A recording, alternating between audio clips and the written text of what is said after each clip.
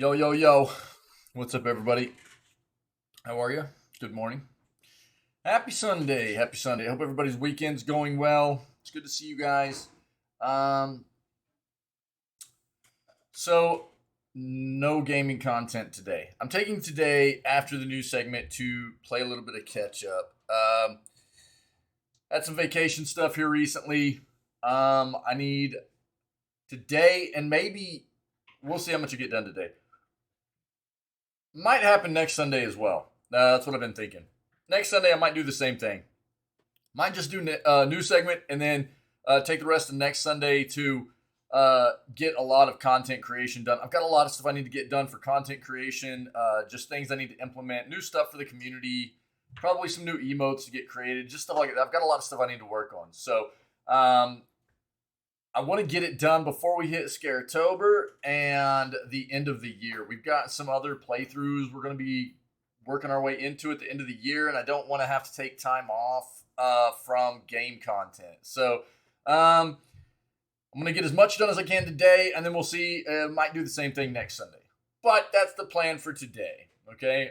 Yesterday was awesome. We got The Witcher totally finished. All DLCs, all questing. Base game, everything finished in The Witcher 3. It was a good experience.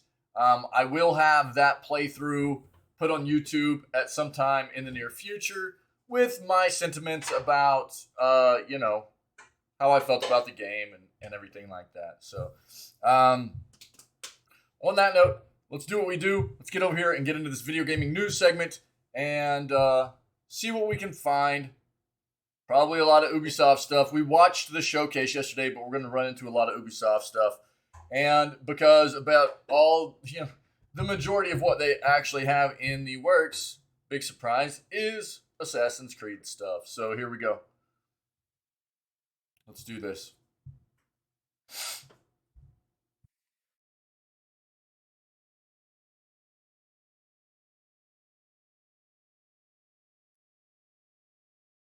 Yeah. All right. So Netflix is going to get mobile Assassin's Creed and two other Ubisoft titles. We saw that yesterday, but I'll bring it up and we'll summarize it real quick.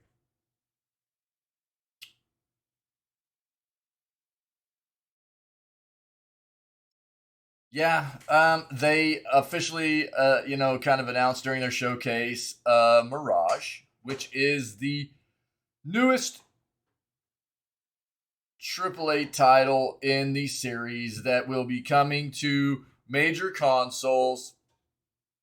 It is called Mirage. It is set in Baghdad. We saw stuff about it yesterday. I'll do a quick summary on this article for everybody that wasn't able to attend our stream of the showcase yesterday or hasn't seen anything about it, okay?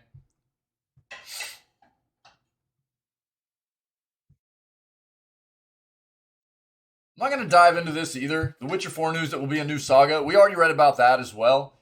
CDPR has announced that they have roughly a few Witcher games in development, in some form of development at this point. Now, understand development means anything from well into the actual gameplay all the way to the beginning of just, kind of project planning and stuff like that. So, development can mean a number of things. But they are well underway with one title. And what they've said is that this new Witcher saga, if you will, is not necessarily going to be revolving around Geralt. It's going to be a new storyline. And we'll have to see what all that's going to entail as we get closer to new Witcher games coming out. But we've already kind of read about that, so that's TLDR. I'm not going to dive into that.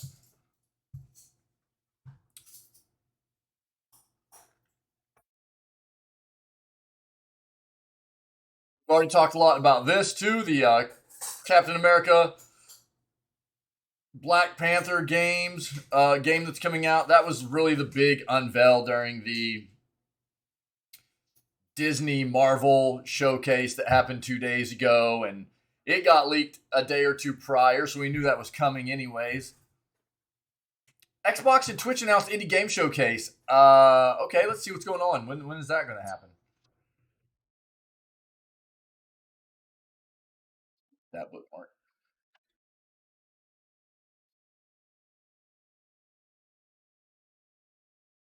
Yeah, they did announce yesterday, and I'll pull this up. If you're interested in playing Ubisoft, a lot of Ubisoft's games, they are basically, you can get a month free of Ubisoft Plus, and you can get that right now. So I'll pull that up.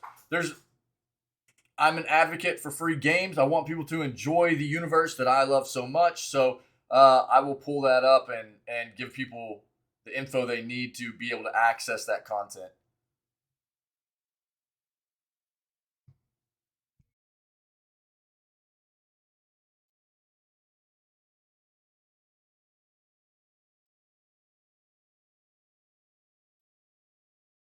Steam Deck is a very good console.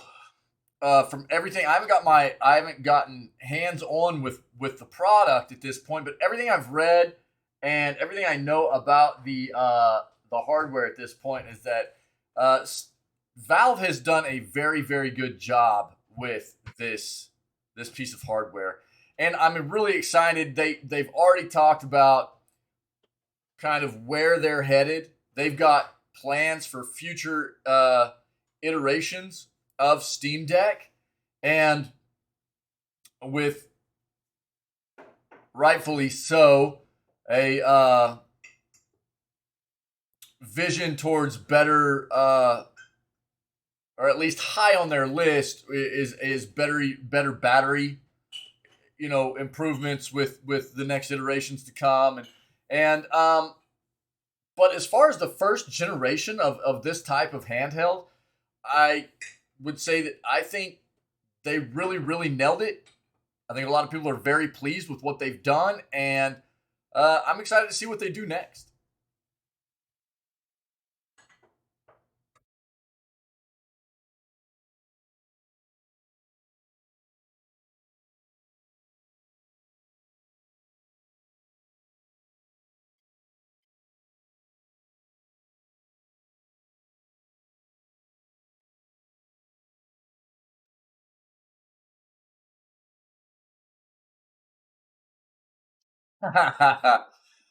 How soon before release should a game be revealed? That's not all that easy, really. I mean, ideally, there is a certain window there that a developer will want to start promoting their title before the release, right? Especially when they've got a hard release date that they are fairly certain won't get delayed. That's a pretty good play. But the fact of the matter is, in the world we live in these days, leaks are almost inevitable. Party was bad. Gabs, sucky, dude. We were wondering yesterday. We were wondering about you and the how the party went. What's up, man? I'm sorry, Gabs. Um, so it's not just as easy as how soon how far in advance should a game be revealed, because ultimately things get leaked and it just happens that way. Now, that doesn't mean the developer has to officially say anything, but it kind of really pushes their hand in a little bit, to go ahead and get a little bit official about stuff. But there is a very bad trend in today's gaming industry about setting release dates that aren't being able to be met. Obviously, we don't want games to be released too soon, because that results in bad gaming experiences for games that aren't ready to be released, that are released too early. And that just is that was a bad trend that we are working our way out from under, I think, in the gaming industry. But on the flip side, now we're seeing what is happening with games setting release dates and not being able to make them hardly ever. The pandemic absolutely played a big part in that, but it's getting real tedious for a lot of us as consumers and lovers of video games, I think, to constantly be getting developers going, here's the release date, it's getting delayed. This is the new release date, now it's getting delayed again. And that's really the trend we're seeing in the gaming industry, and that just sucks too. That's not fun.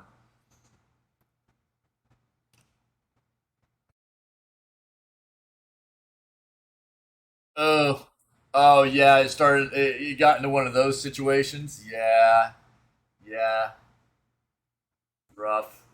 Sorry. got a bunch of bingers up in there, huh? Ready to act a fool, probably. That sucks, Gabs. I'm sorry. She looks like her hat is made out of an avocado. That looks delicious.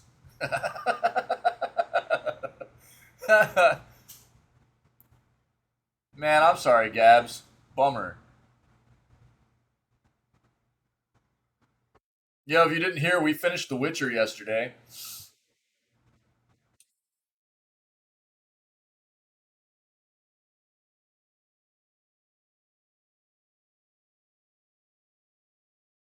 Yeah, yeah, we finished it up.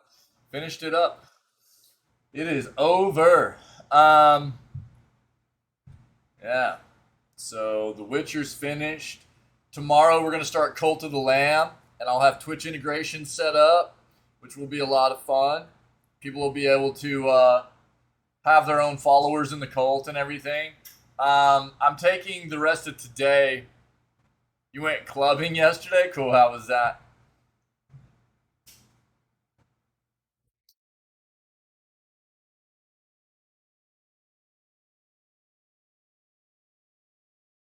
10 2000s era CD-ROM games that need a modern PC remake. Let's take a look at that real quick and see what they have to.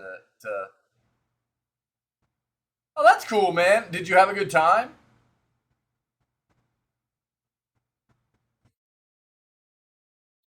Yeah, so we saw the Ubisoft during the Ubisoft showcase yesterday.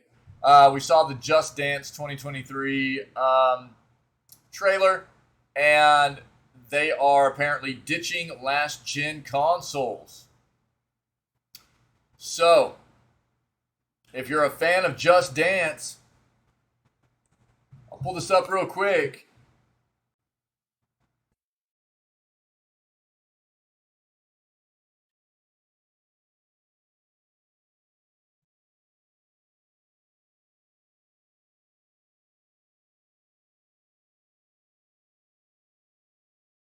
Game will only be available on Xbox Series X, S, PS5, and Switch.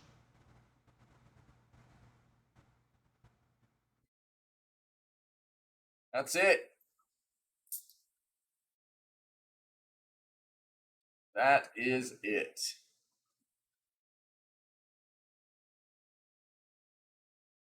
So, I mean, we're seeing more and more of the previous gen consoles. Yeah. I was thinking the same thing, dude, but I didn't know if anybody was hanging out that was part of seeing the showcase yesterday that was going to be here to say anything, dude. Well played, sir. Well played. Yeah, they forgot to mention that revolutionary AI and that savage K-pop, dude. That had me rolling. Savage K-pop. Oh, dude. But I mean, if you're a fan, there you go. If you're a fan of Just Dance, I mean, Just Dance is cool. It's cool. There are a lot of people that love those games, and so no previous gen consoles. Look, there are a lot of developers that are moving away from previous gen consoles at this point. It happens, and we're seeing more and more of it now in the development of games. It's happening. Nintendo Switch sell drops top rated RPG to lowest price ever. Maybe let's see what that's about. Pinky, what's up, dude? How are you?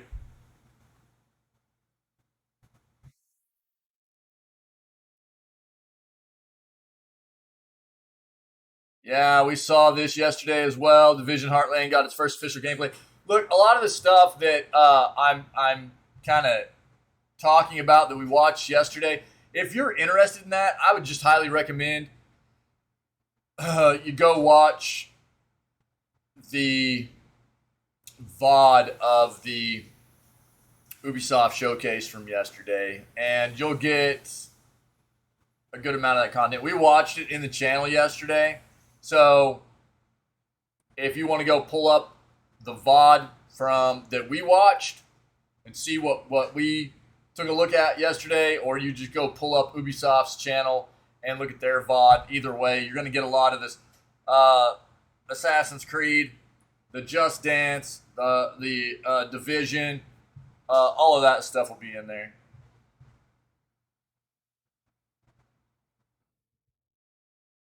Check it out. They've got the doc in NBA 2K23.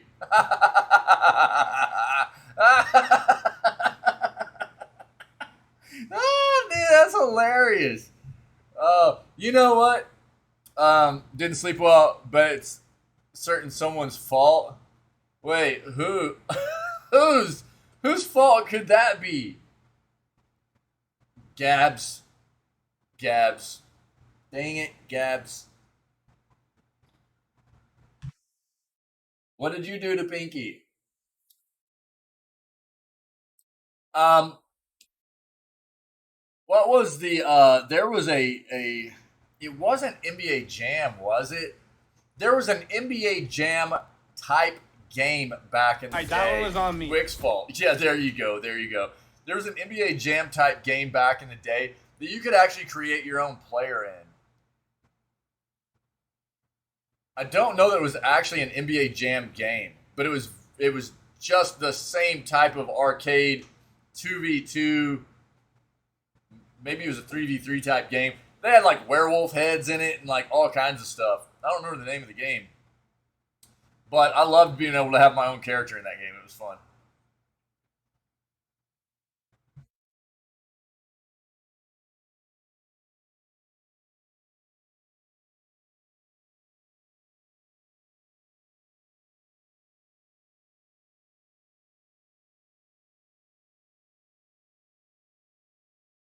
Yeah, we looked at Torchlight Infinite 2 to 3 days ago in the news segment. If you're interested, it's there in one of the previous news segments. So I think the big thing to take away here, from what I remember, is they're already talking about like microtransactions and stuff within this game, which is a uh, big difference from what the games used to have. And the thought process is that probably going to be some pay to win in that and everything too.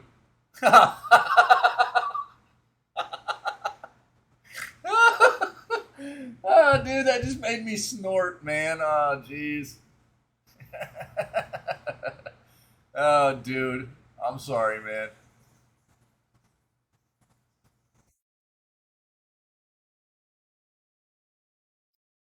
Cyberpunk 2077's DLC is yet another anti-consumer. Uh, let's take a look. Dude, Gab. So at the end of the stream yesterday, um, Pinky lost like a couple of big chunks, like thousands worth in a row. I was like, you just got to go all in. You just got to go all in. And he did it, and he lost every single one. I was like, dude, you know not to listen to me.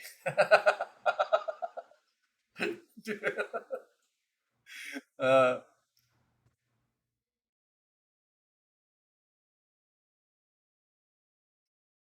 yeah, yeah, yeah.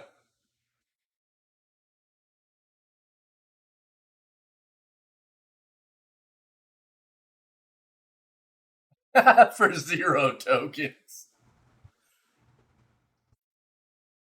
So League of Legends reveals new Fright Night skins. Yeah, we've talked about AGDQ, but I'm going to continue to promote this. If you're not familiar with AGDQ, again, an amazing event. It's a biannual event where it's like almost all the money that they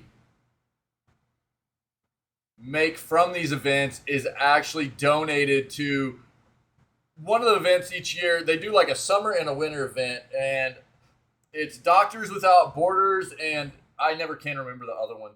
But it's a great charitable event and a great organization. I'm just going to give you the Twitch page. Let's see.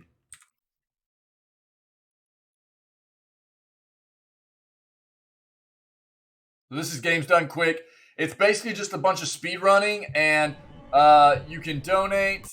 They've got, look, you can check out, they've got videos on here of some of the stuff that they've done. And this is amazing. They've raised a lot of money over the years to help people around the world. And I'm just going to throw this in chat. Cabs one, nice. So look into Games Done Quick. I highly recommend following that channel. And what they do is they live stream these events, but usually what they do is they also hold these events live where you can attend. If you get a ticket or a pass or whatever, you can go attend these events live. What we read recently was that Games Done Quick is not going to be holding their 2023 event live in Florida due to the discrimination that is happening down there with the Don't Say Gay law. So, it sucks. Discrimination. And basically GDQ came out and said that they don't feel safe for their the people that help put on their event, the community, the people that run, anybody involved with the event. They don't feel like it's a safe place for them, and rightfully so. Discrimination's terrible. And, that sucks. There was a GDQ guy who streamed a spliced recording as his gameplay.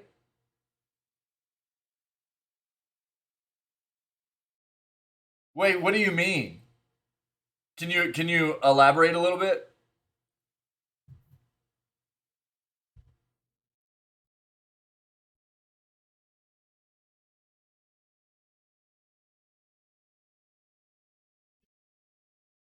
So he didn't actually run? You're saying he just, like, acted like he was getting ready to do his run, and then he popped in a recording? Is that what happened? No way, dude. No way. Oh, that's so scummy, dude. Wow. Yeah, we might have to look into that. Whoa, that's pretty scummy, dude.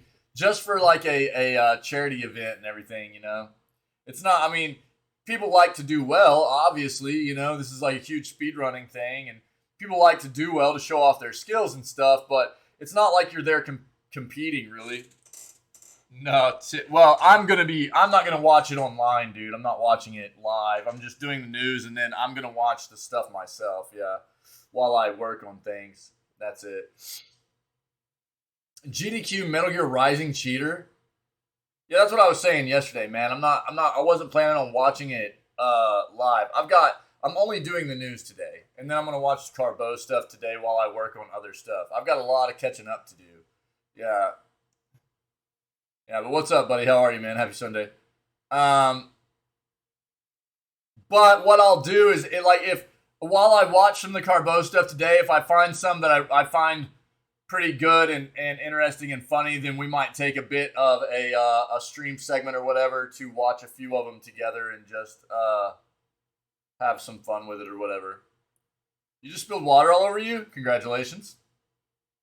But that's what I was saying yesterday. I wasn't planning on watching them live on stream. I was saying that I'm only doing the news segment.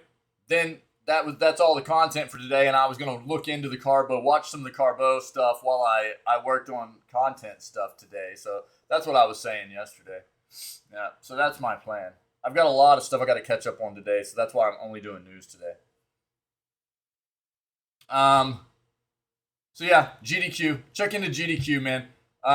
It's an awesome event. Feels bad that they don't feel comfortable holding their event live in Florida because of the "Don't Say Gay" stuff. That sucks. Discrimination's terrible, and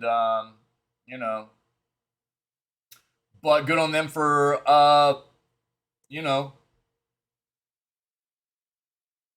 making it very well known where their morals and ethics and values and everything lie, and protecting their community and workers, and saying that even though it sucks for everybody to not be able to hold this live, it's more important to protect their community and not holding this in a place where there's a lot of discrimination happening. It sucks.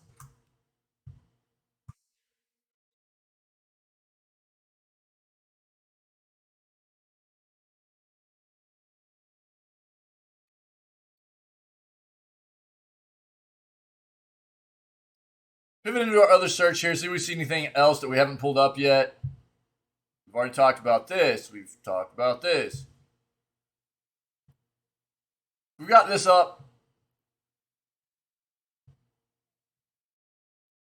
I mean, if you guys have a specific, how long are the Carbo videos? How long are they? Roughly, usually. Are they pretty short? 2-3 minutes. Do you guys have a couple in particular that you would like me to watch? Because if you do, then we can do that after the news segment, and that's fine. After the news segment, I'll watch a couple of them real quick, if they're pretty short or whatever, before I call it a day and start working on my other stuff. If you have a couple in particular you want me to watch, then link them to me, and I'll pull those up, and we'll watch them together before I head out. That's fine. That's fine. We've already talked a lot about that. Yep.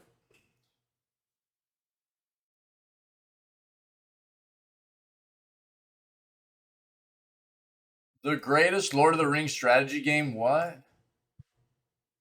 Still isn't legally available. Okay. Take a look at that.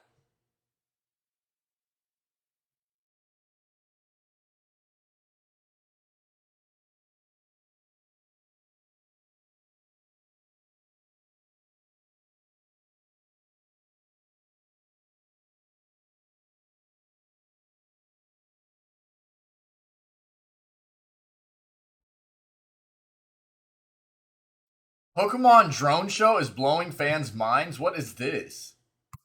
That's weird.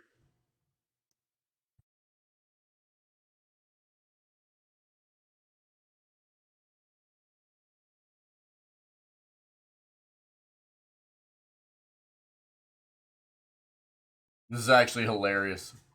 I love it.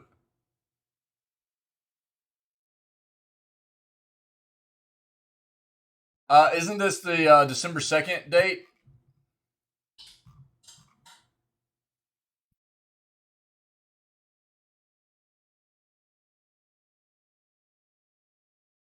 Yeah. So Midnight Suns officially on December 2nd. We already saw that, but just wanted to make sure I had that correct. So if you're hyped about Marvel's Midnight Suns, the official release date, even though it got delayed from October, is now December 2nd, okay?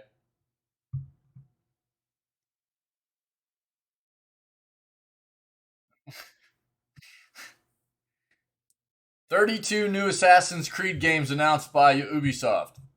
Yeah, we saw that yesterday. Oh, nice, Gabs, nice. Yeah, that's one of the reasons I'm not streaming any game content today. Because we played Witcher all day yesterday and then watched the showcase. We finished The Witcher. It gives me a chance today to just kind of chill out and work on getting a lot of content creation done. I've got to get all my Witcher VODs, the rest of my Witcher VODs, because I went on vacation and everything. I'm a bit behind. I've got to get all my Witcher VODs cut, highlighted, exported to YouTube. I've got a lot of other playthroughs that I still don't have public. I've got a lot of content creation stuff I need to work on. Haven't gamed in 3 weeks. Woo! It's a long time, man. But I've got a lot of content creation I've got to focus on today. Start getting some stuff done. That way, people that missed out on some of the Witcher, because I know there are a lot of people that really enjoyed the Witcher playthrough, and there are other playthroughs as well that I just don't have public yet. I need to get all the details put in and get playlists put in for my YouTube channel, and that way, if people want to go back and take a look at some of the content, they can. I've got to catch up. I got to play catch up. Binding of Isaac creator shares new info on next game. Okay.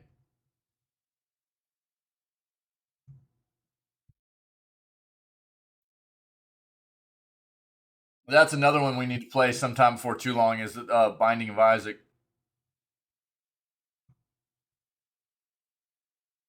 Skull and Bones is another one that was, they had an entire showcase for this about a month and a half ago, but it was shown off again yesterday during the Ubisoft showcase. So if you're interested, again, what I would say is we watched the showcase yesterday in the channel, but if you want, go check out the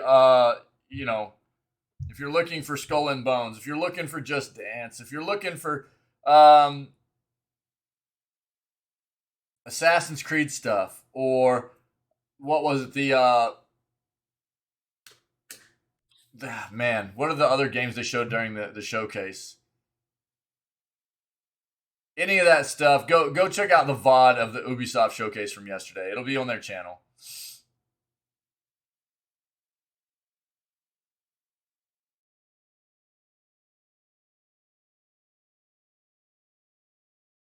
Warriors Come Out and Play review?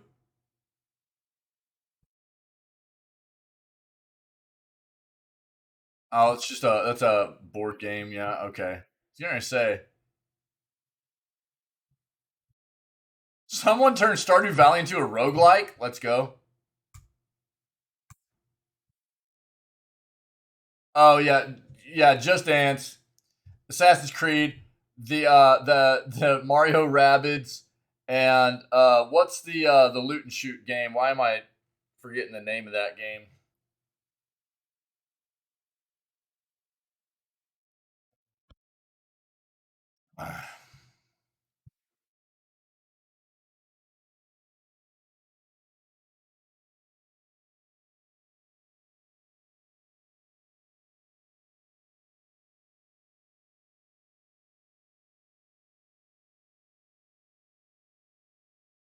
We already kind of hit on the next hero of Overwatch 2. I think it was yesterday. I think yesterday we went over that.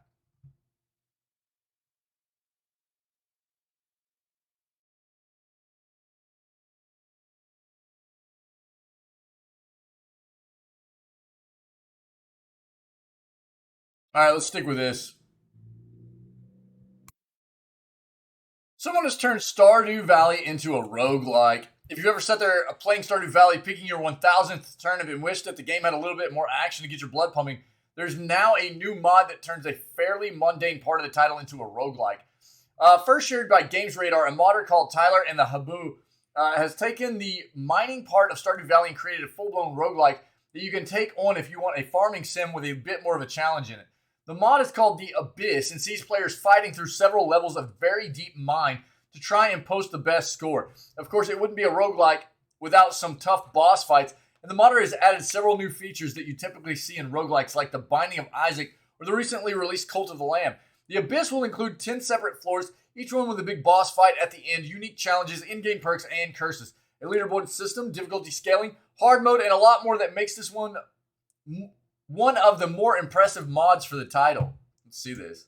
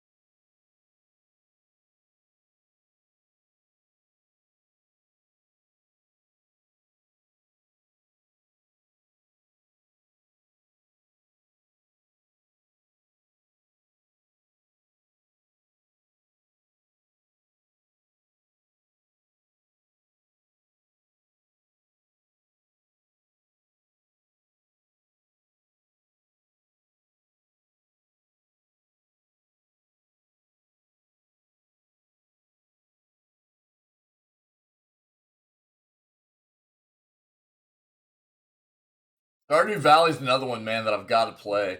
I haven't played it. I own it.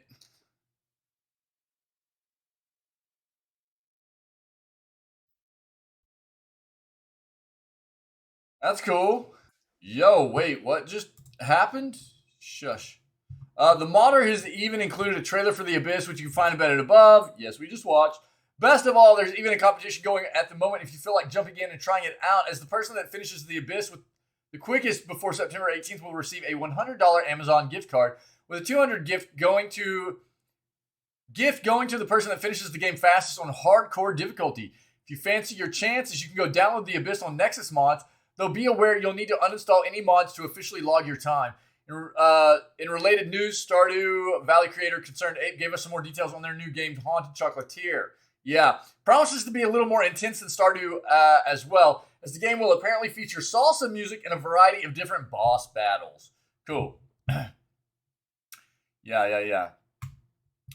All right, Binding of Isaac creator shares new info on next game. Again, if you guys, that's fine. If you guys want me to watch some of the Carbo stuff after we finish the news segment, then link them to me, like a few of them or whatever, the ones that you think are the better ones or whatever, and we'll watch a few of them before I head out today, okay? Or if you just want me to pick some, I will. That's fine.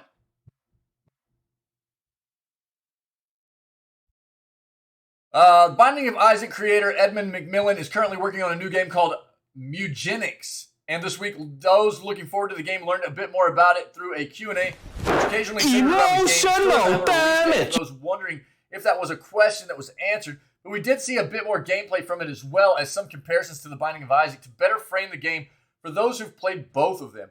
For those like one Twitter user who may not have known about this game and wondered what McMillan was working on, one of his first responses after announcing a brief Q&A confirmed to his followers that work was still happening on Mugenix and that the game will be a roguelike.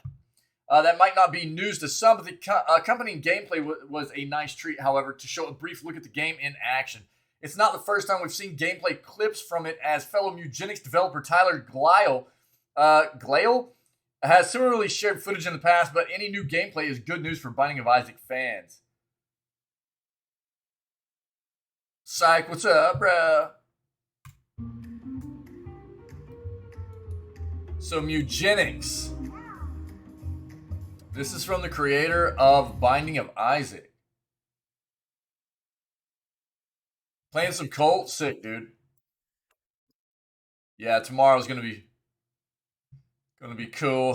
Throughout the rest of the responses shared on Twitter, McMillan answered a couple of other questions about the game. It's more skill-based than Binding of Isaac, for example, but luck will still remain a key part of the game. For those who still remember their favorite weapon and ability combos in Binding of Isaac, you'll be interested to hear that Mugenix also has a stricter combo design compared to the former, in what's perhaps one of the best confirmations for players who've enjoyed the longevity of Binding of Isaac. McMillan confirmed that Mugenix is similarly meant to be replayed forever, and that it unfolds more as players progress, with even more branching than the McMillan's past game. McMillan announced years ago that Mugenix was back in development once more after initially being shelved. It doesn't have a release date, but Glale said late last year that the game may still be a couple of years away. Cool, man. Nice. So, Mugenix. Nice.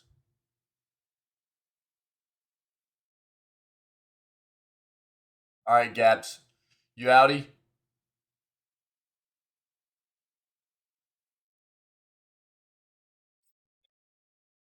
It was good to see you, Gabs. I'm sorry that your party sucked.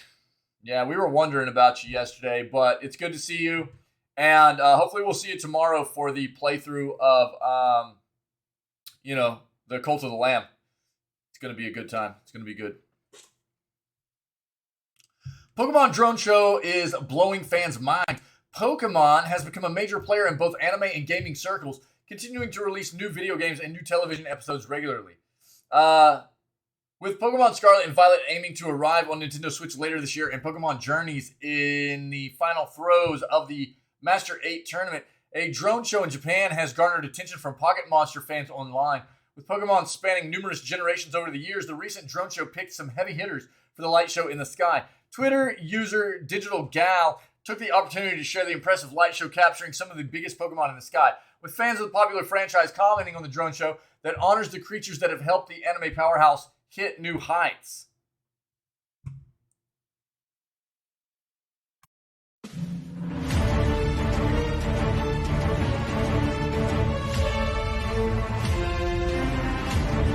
Ooh.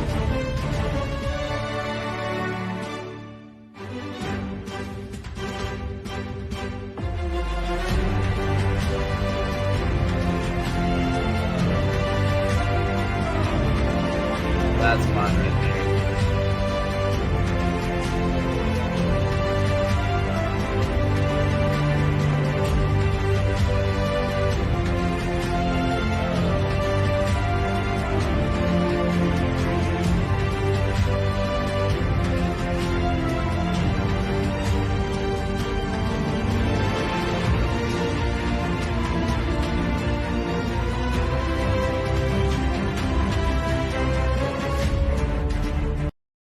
That was actually insane. That was really cool, man. We are in the future.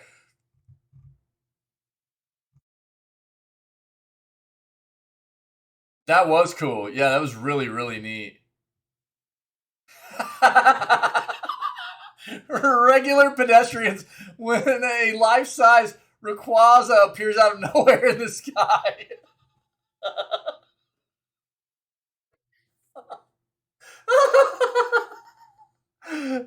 Dude, that's great. That's so funny, man. I love it.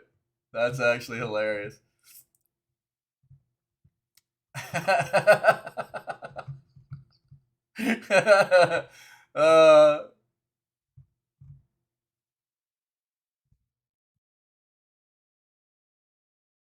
That's actually really cool, man. Chainsaw Man is on the horizon, guys.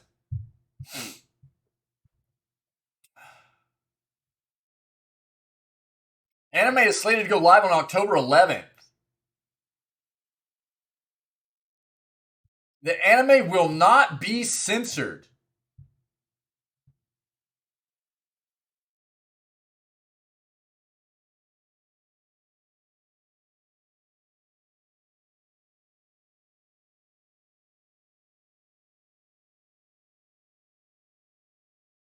What's it being released on?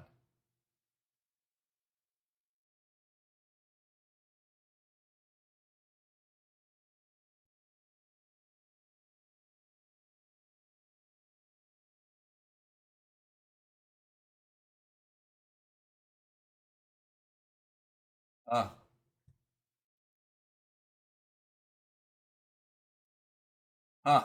Okay. That Pokemon stuff was neat. The greatest Lord of the Rings strategy game still isn't legally available. I've got a hankering for the Lord of the Rings, but can't seem to satisfy it. Ever since the Lord of the Rings, since Rings of Power made words like Numenor, Harfoot, and Morgoth part of my everyday vernacular, I've been hunting for a video game to supply the same cinematic Tolkien action. I had one specifically in mind, EA's excellent 2004 real-time strategy game, A Battle for Middle-earth. I originally had the game on disc, but that's been gathering dust somewhere in my parents' house for the past several years. Even if I could find the box, my PC's long since lost the optical drive needed to run it. All you have to do, man, is buy a USB attached optical drive, though. No problem, I thought. I'll turn to Steam for my strategic Tolkien fix, only to be shown a disappointingly blank search page. Valve Storefront carries plenty of Lord of the Rings games, but Battle for Middle-earth isn't among it. Dude, I guarantee you can find that somewhere online. Why should it be? I asked myself. A game as ripe as this is much better placed on GOG. My confidence was misplaced. It turned out that even a platform with a name as prematurely promising as Good Old Games didn't stock. That's actually not the name of it anymore. Isn't it Galaxy of Gaming? Isn't that the name of GOG now? It's not Good Old Games anymore, is it? It's Galaxy of Gaming, right? Didn't stock the one venerable good game I was after, neither. as it so happens, does any other storefront on the internet. Search as high or low as you like. You'll find nary a pixelated Oliphant to purchase from the retail battlefield. Meets off the menu. Not that this is anything new, Battle for Middle-earth and its 2006 sequel have never been available to purchase digitally. Released after the advent of Steam, but several years before the practice of downloading games took off, the series arrived precisely when Gandalf says a wizard shouldn't... A little too early. Hold on.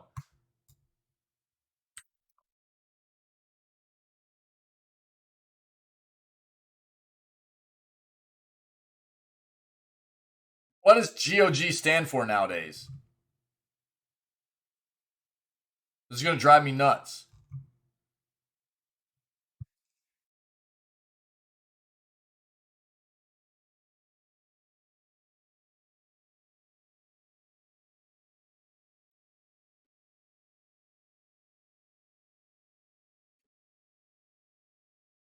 Um,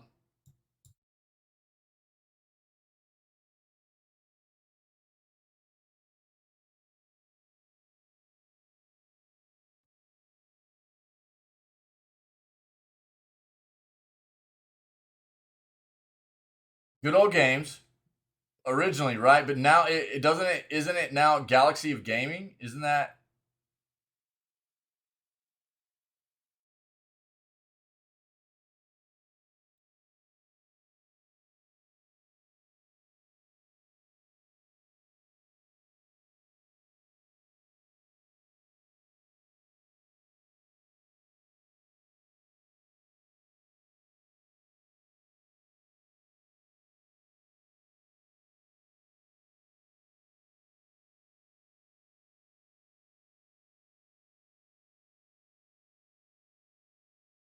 Or am I tripping, man?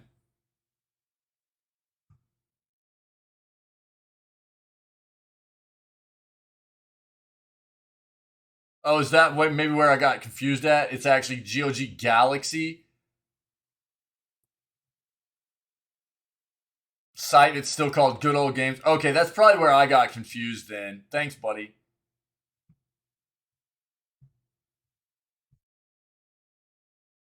Thanks, man. Thanks. Okay, so I was wrong.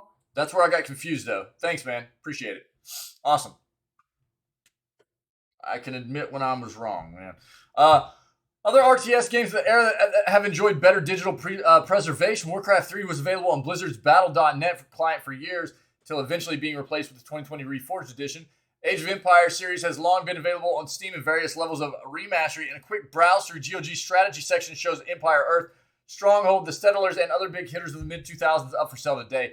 But Battle for Middle-earth is peculiar. While EA had acquired the licensing rights to develop games based on Peter Jackson's Lord of the Rings film trilogy in 2001, the license reverted back to Warner Brothers 8 years later. Since then, it's been up to the big WB as to which, if any, of EA's old Lord of the Rings games are brought to more accessible storefronts.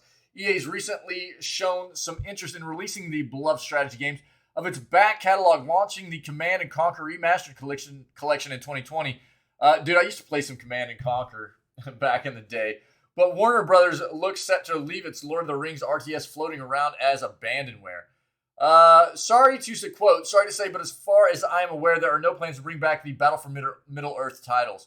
An EA community manager said to one hopeful fan on the publisher's forums in 2018. EA no longer has a license to these titles, so it is not possible to just put them out. What a shame. The epic tier strategy of Battle for Middle-earth hadn't been seen in any Lord of the Rings game before, and certainly hasn't been replicated since, with 4 factions to choose from: Rohan, Gondor, Isengard, and Mordor, each kitted out with the distinct battalions of infantry, cavalry, ranged, and hero units. This is an RTS that brilliantly recreates the cinematic bombast of the beloved film trilogy. All the usual RTS tropes of the time are there. You build a small settlement to generate resources, construct military buildings to recruit offensive units, and grab outposts as you inch towards the enemy on the opposite side of the map. Each unit can be upgraded with stat-boosting buffs and bonus objectives, completed for additional advantages. Eventually, you'll have to muster a strong enough offensive to deliver the killing blow, decimating your opponent and burning their encampment to the ground. Hints of Age of Mythology shine through it in its character-focused campaigns, split between the free peoples of the forces of darkness. They follow the plot of the novels before carving an alternate history of Middle-earth, as you conquer the lands of men with orcs and Uruk-hai after besting Theoden at the Battle of Helm's Deep. Gandalf, Frodo, Aragorn, and the rest of the Fellowship appear in powerful hero units alongside their dark counterparts, Saruman, the Balrog, Lurtz, and more. Each feels mighty, but also lets the game drift outside traditional RTS territory. Its first level plays more like a real-time tactics game as you lead the Fellowship through the mines of Moria, coordinating each character's special abilities to defeat goblins, trolls, and eventually the mines of Resident Balrog. Sequel only took things further, introducing dwarves, elves, and goblins as playable factions, as well as chaotically massive 8-player multiplayer skirmishes. Hit a scale of warfare that might appear a little clumsy and narrow in comparison to the Total War Warhammer 3s of the world today, but which seem befitting of its source material at the time. You don't have to look too hard online to find less than legitimate ways of downloading Battle for Middle-earth, but abandonware never lasts. A game's legacy is all but set when it leaves the shiny search results of official storefronts. How are new players who didn't pick up the game at release to discover its existence? Trawl the depths of Reddit? Read stories bemoaning its online unavailability? Not likely. The game will inevitably shuffle out of the vision of strategy enthusiasts as they become oblivious to its existence and blind to what they're missing. Somewhat amazingly, this isn't the only Lord of the Rings strategy game that has been left behind. War of the Ring, a 2003 Warcraft-style RTS that never quite found the same level of success, is similarly unavailable to legally purchase. But Battle for Middle-earth's desertion hits hardest. EA's beloved RTS truly is the greatest strategy game based on Tolkien's work. Few video games have been able to match its sense of fantastical scale. Hopefully fewer still end up excluded from the game's biggest... gaming's biggest platforms. That's a good article. And I mean, it brings up a significant issue for us as just,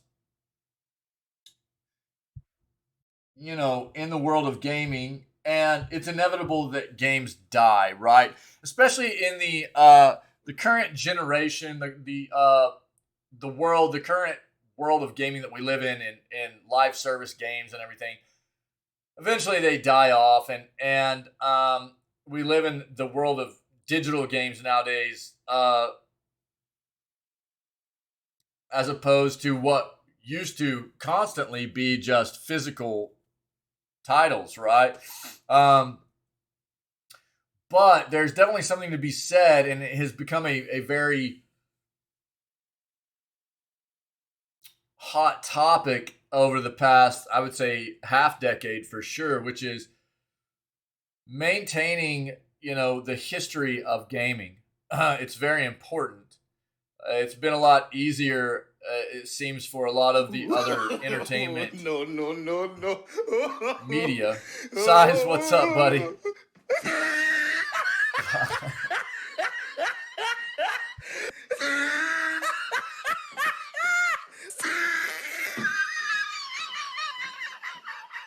He tried it. A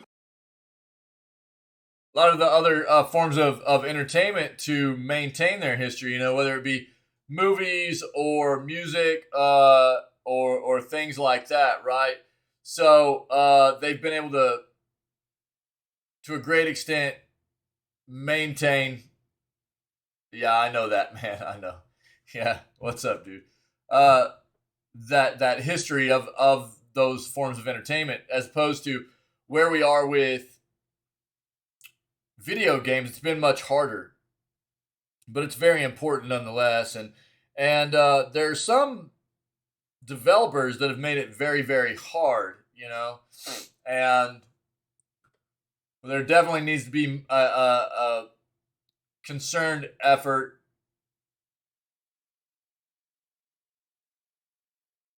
to make sure we're able to maintain these old games that, just like this, are very, very hard to find, especially in legit fashion. I mean, you can go do searches online and you'll be able to find versions of it, but, you know, the version you get is maybe a bit sketch, you know? So, Gamer, what's up, buddy?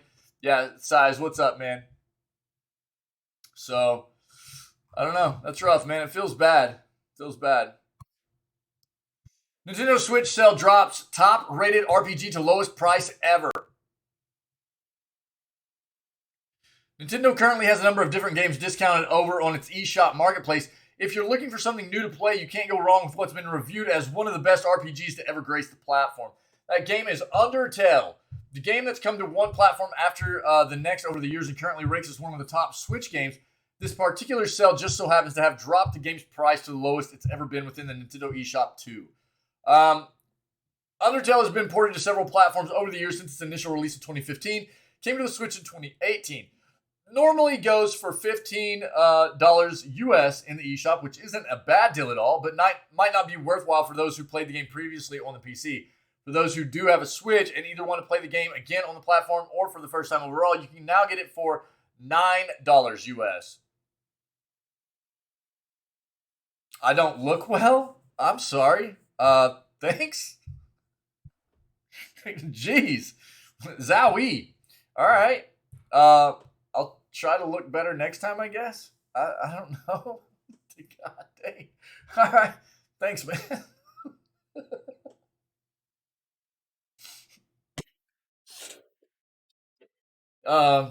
I'm good, dude. I'm good.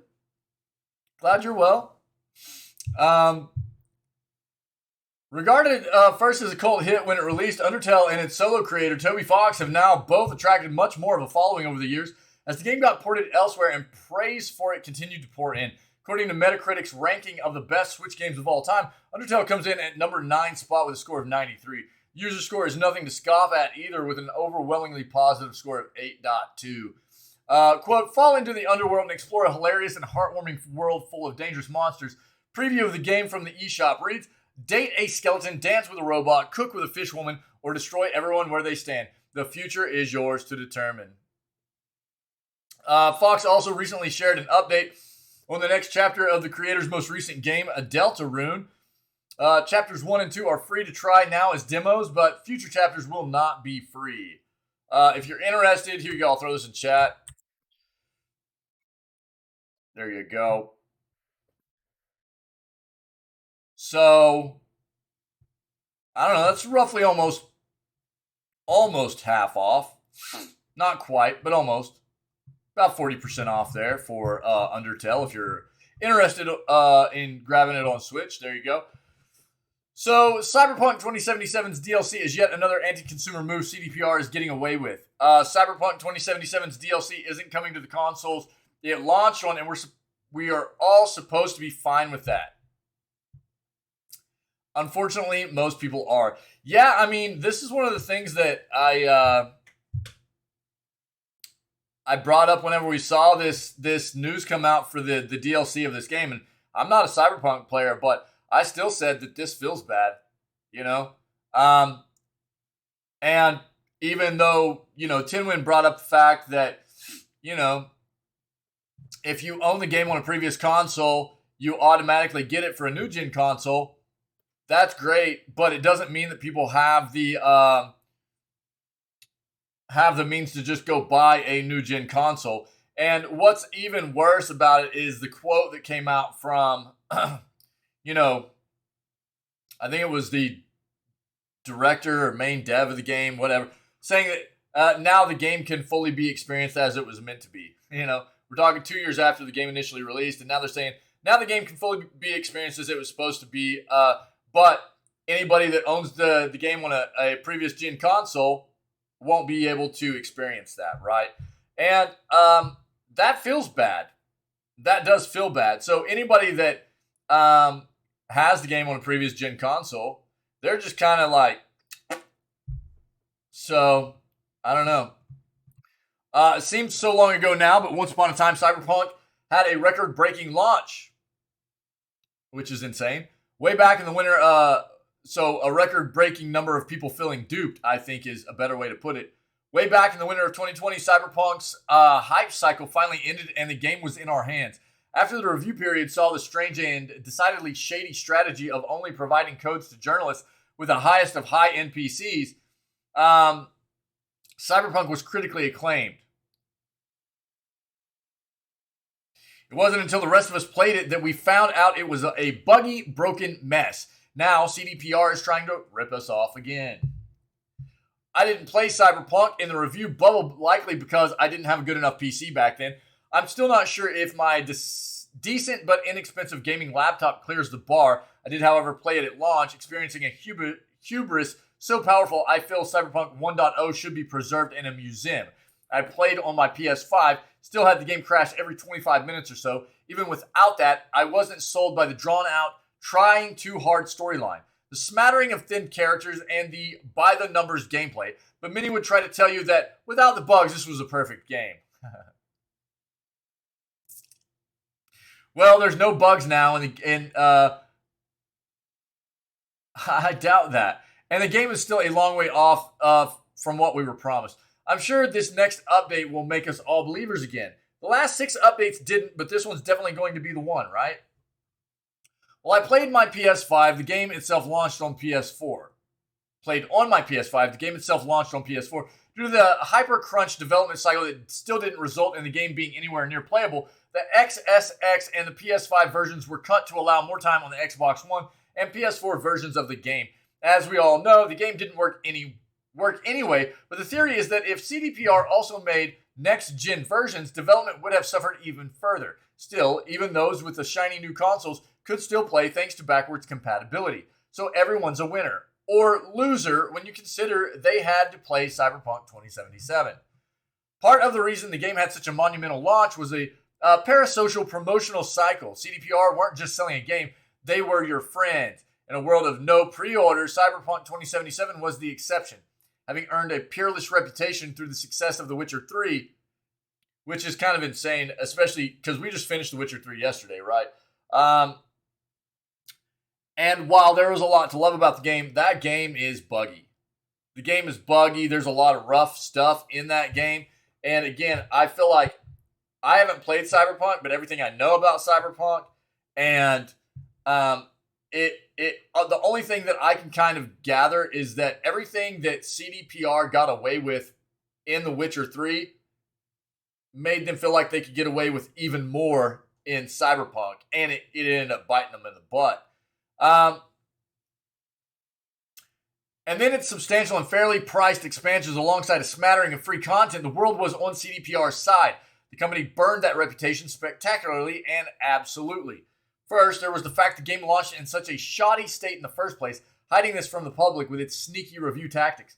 Then it promised refunds to the unsatisfied, only for its offer to be ask Sony.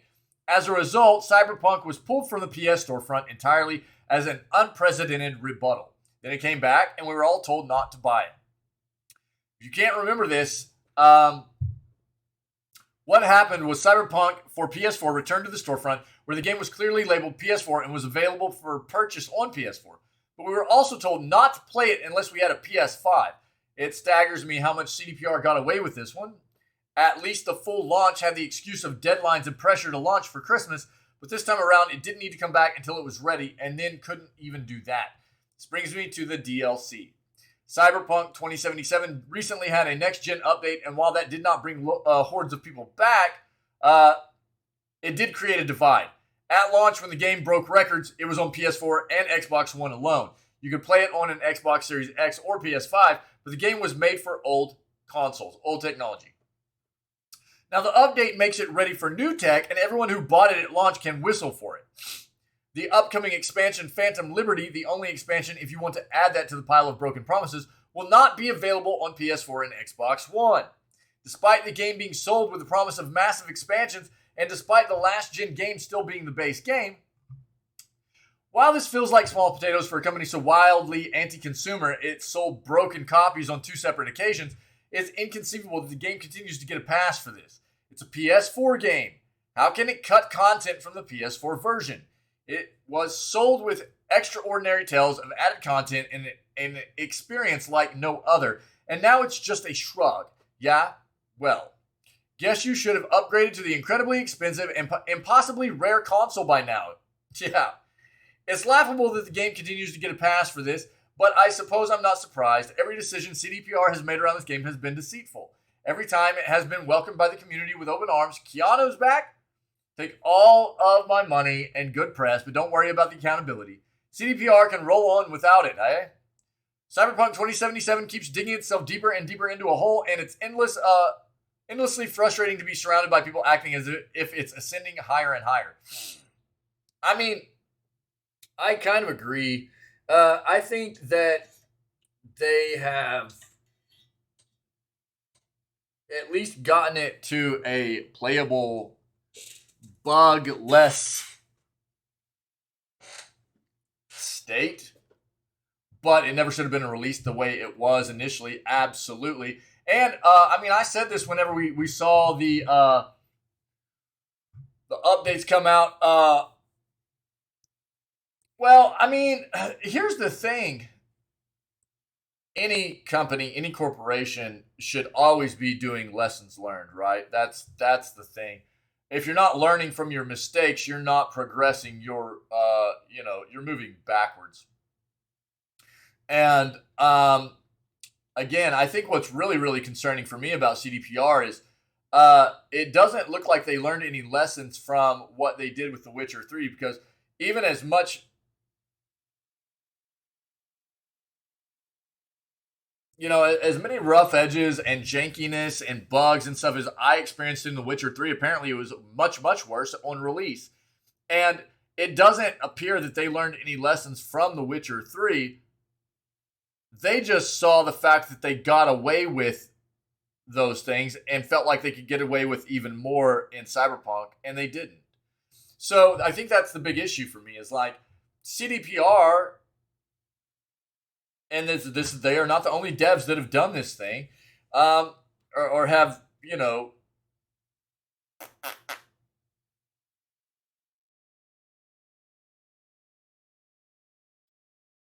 resorted to this same exact kind of methodology in regards to their game development and everything, but it's a great example. Anyways, they have,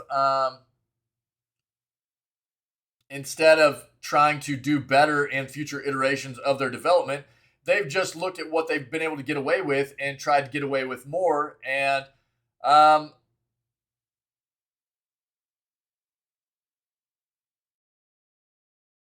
I mean,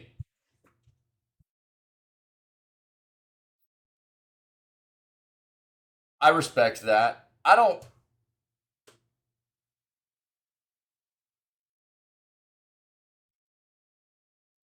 I'm worried.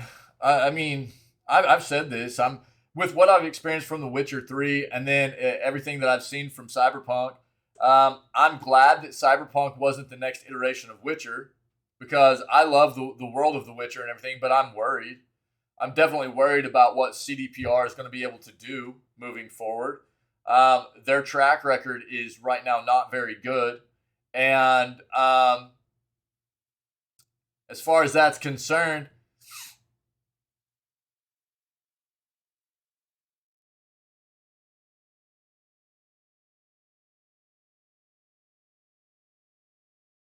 it just still doesn't feel good though, dude. I mean,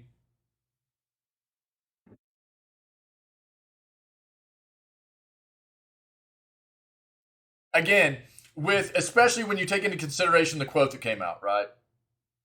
And the fact that this was, in fact, a game that was definitely developed for those previous gen consoles in the first place. And then, they come out with this quote that now people can experience the game the way it was meant to be developed, or the way it was meant to be experienced fully, right?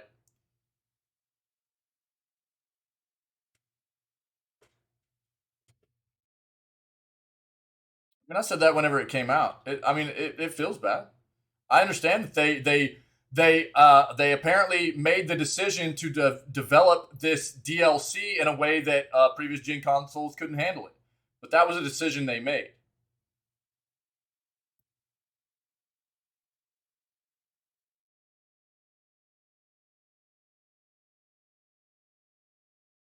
And what they've done is they've absolutely that doesn't change the fact that this game was originally made to come out on those consoles. And the people that bought it, they bought into the fact that they wanted to experience this game, right? And so it doesn't change that fact. And it doesn't change the fact that what was promised by CDPR for this game and the expansions moving forward didn't say anything about them, not being able to experience the game as it was meant to be experienced on, the console it was initially released on in the first place. Right? I'm just stating facts, man. So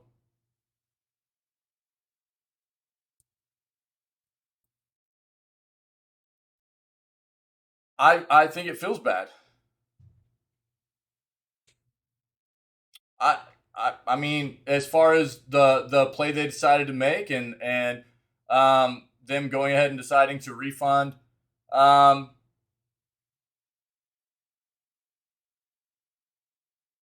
look, I think they made a lot of bad choices, Tinwin. I think that CDPR, I feel like you defend CDPR a lot. I'm going to be honest, dude. I feel like you defend CDPR quite a bit. They've made a lot of bad choices, dude. In regards to people and fans that wanted to experience their games, and in my opinion, I feel like they've made a lot of bad choices here, and it makes me pretty sketched out about what they're going to be doing moving forward. I mean, to be completely honest.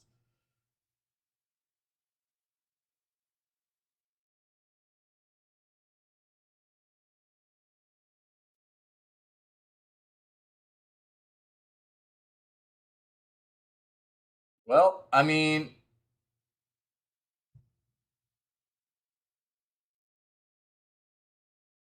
it isn't as if people do things thinking they will make a game. I'm not sure if I'm following you here, man. I mean, the fact of the matter is, the game came out. Yo, random mode time.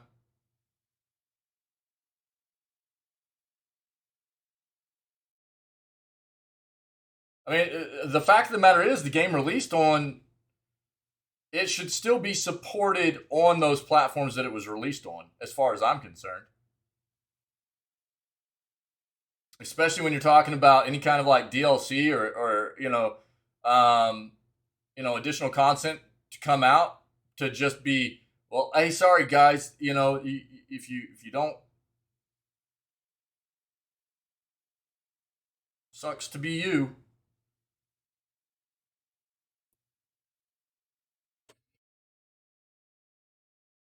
Nice, Pinky, close, dude.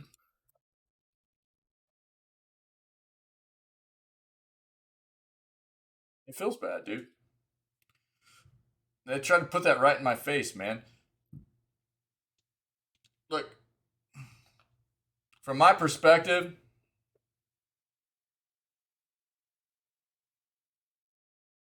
well, again, I mean, I don't.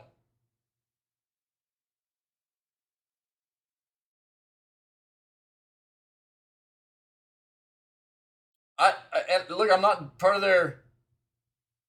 I'm not part of their development process or anything like that either, so I don't know exactly what happened internally. But you know, to come out with a game on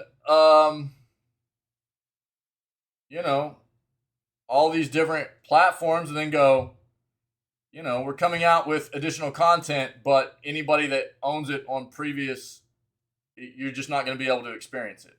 It doesn't feel good, dude. It doesn't matter which way you go about trying to address the situation. It doesn't feel good for anybody. And especially considering the fact that it's not easy. It hasn't been easy for people to get a hold of new gen consoles. It's getting better, but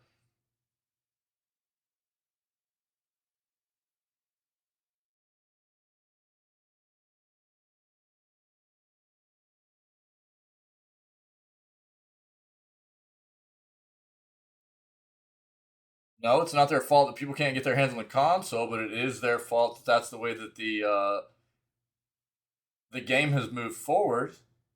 I mean, that is legitimately a developer's. They had to talk about that internally, dude. You know what I mean?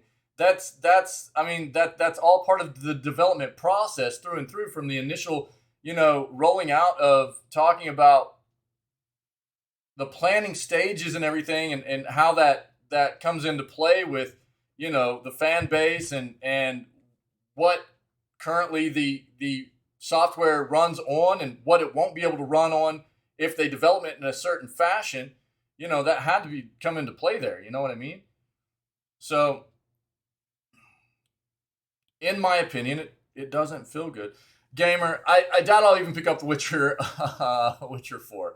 Do not want to fall in love with the game and to have to hear other gamers tear it apart right to the core of the game, trying to find every single little bug in the game compared to Cyberpunk. Um, Look, man, I don't know that that's uh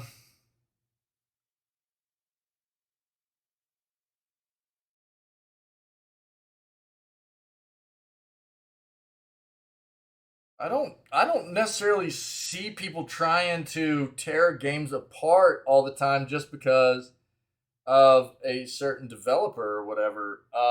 But I think that I understand your sentiment there, and I don't think it's unwarranted for people to be pretty suspect about titles coming out from a developer like CDPR moving forward. I just don't. With the state that Witcher 3 released, and still some of the things that you experience within that game, and then to look at what CDPR has done with Cyberpunk and the state it was released in, and still the things that are being experienced with it, I I don't think that it's unwarranted. You know,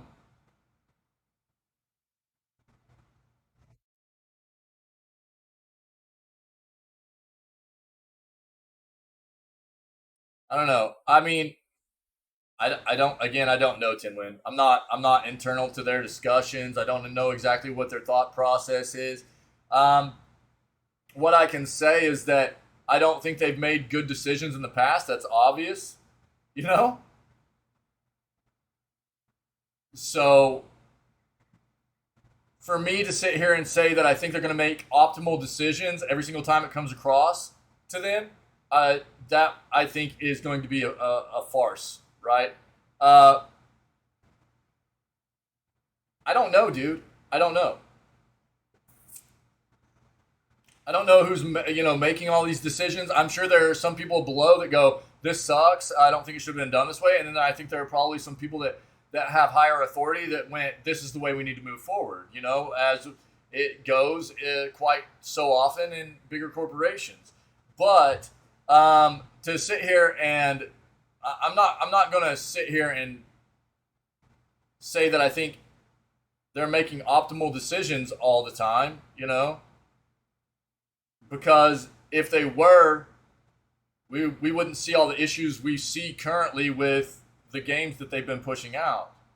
So, um, do you? I mean, to say that there was absolutely also on the flip side, are you saying? I mean, I don't know that there was no possibility for them to come out with the DLC on all consoles. You know what I mean? What was it that was preventing them from coming out with the content on all consoles? Whenever all content has been on all consoles to this point, you know what I mean? I don't know.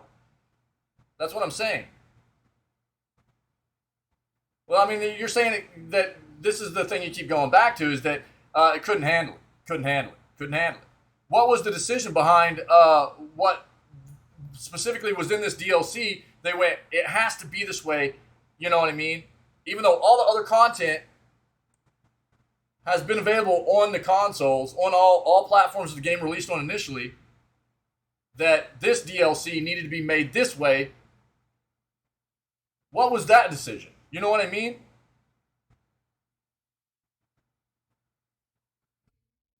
So let's talk about that.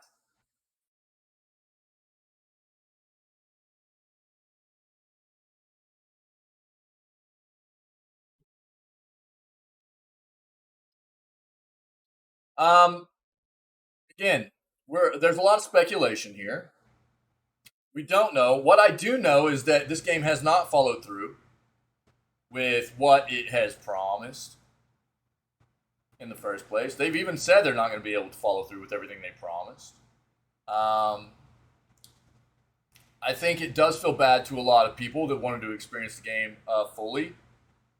Even when they came out with a quote recently that said, now people will finally be able to experience the game as promised, and the people that have it on previous gen consoles won't be able to experience it unless they buy a new gen console, and that's just not in the cards for everybody. It's just not. So it's going to feel bad. It feels bad, dude. It does. It's going to feel bad for people. That's just. I mean, this is the decision they decided to make, and I'm sure there were reasons for it. I'm sure we just don't know what they were. And it doesn't negate the fact that it's going to feel bad for an amount of people that, won't be able to experience it. I think that's what for me, that's what it comes down to. So I'm not saying that CDPR didn't have their reasons. Um, it's just hard to decipher exactly what the ins and outs of this entire situation is whenever none of us were part of the internal discussions and development process. And I think for me, just looking at it from the outside in, when it comes down to it, for those people that aren't going to be able to experience the game moving forward because of owning previous gen consoles, it feels bad for them.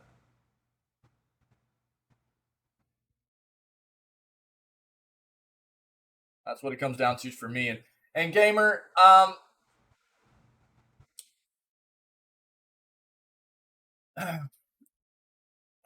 I understand where you get tired of hearing people criticize games and and I can understand that. I understand that, buddy. Um, and there are a lot of people out there that just they're good with just overlooking issues in games, and that's cool because games, at the core of what games are supposed to be, are a fun experience for people. That's not lost on me at all, at all. And that's why whenever I've got certain companies, Blizzard, that I am not comfortable. Everybody knows I'm not comfortable with supporting these companies right now with the various things they've become known for. Um, and I told everybody that I don't, I wouldn't look down on anybody for playing their games because games of, at the core of what video games are, they're for us to have fun, right? And I absolutely understand that. So what I do think is important is that to an extent, developers need us as the consumer to continue to criticize, especially whenever there are very, very bad releases. Criticize and bring up the bad points about games to try and get developers to elevate their processes, their products, and so I understand how maybe rough it can get for some people to hear what might come off as constant, battering of certain developers for what other people might just blow off as whatever. I feel like it's important to an extent, and again, that's why whenever I break a game down, I often try my very best to both praise and criticize a game at the same time, and point out the features which I find to be very, very good, and point out the features which I feel like fell short or could have been improved upon, because I feel like it's important.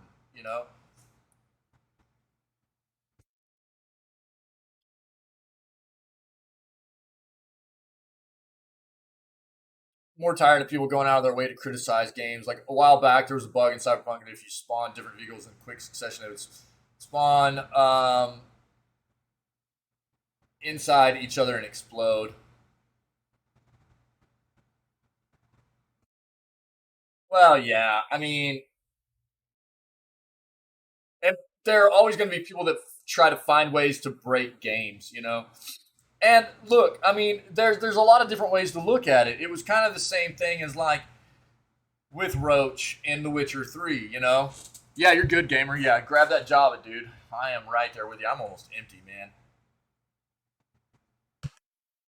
With The Witcher 3, and, you know, quite often what I would gripe about was riding Roach around did not feel good. He stopped all the time. So like, but even the spawning in of Roach just didn't feel good. Was it game breaking? No. But over the course of playing the game for 250 hours, did it get maulding? Because every time you spawned him in, they wanted it to feel like Roach spawned in, or Roach was just riding in behind some like obstacle or something, right? But what it would do is it would spawn him in behind some kind of environment, and he would get stuck on it quite often, right? So, was it game breaking? No. But over 250 hours of gameplay, did it become maulding? Absolutely. So there's definitely, and that's not necessarily a bug. That's just like gameplay development that I feel like could have been better. But it does come along the same kind of lines, right? So are there definitely things that, such as what Timwin just brought up of, you know, like spamming car spawns in order to, you know, proc some kind of wild bug that explodes these cars and stuff, and it's like, oh my god, you know, yeah, I mean, come on, man, you're making this happen, you know, as opposed to things that I feel like absolutely needed to be developed better, or bugs that are actually, you know, a hindrance to gameplay or immersion or what have you, right?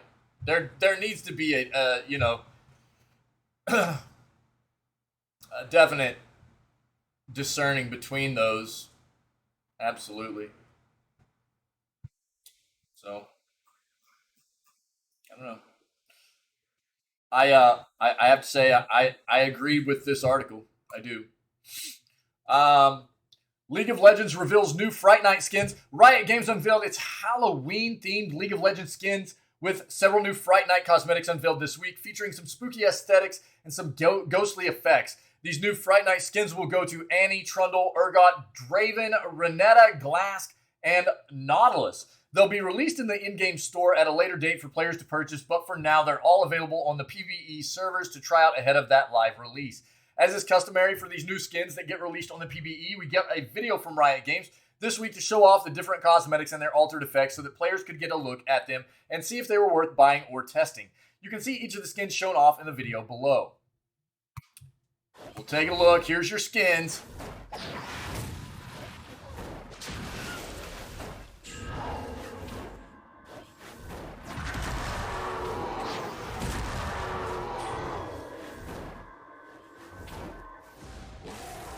I can't wait for the new season of Arcane, by the way.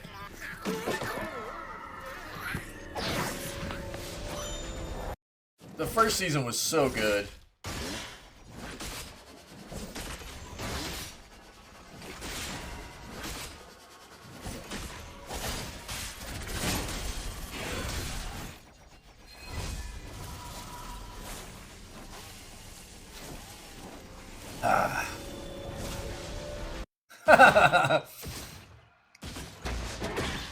I like the purple. I'm a fan of the purple, though. Purple's a good color to me.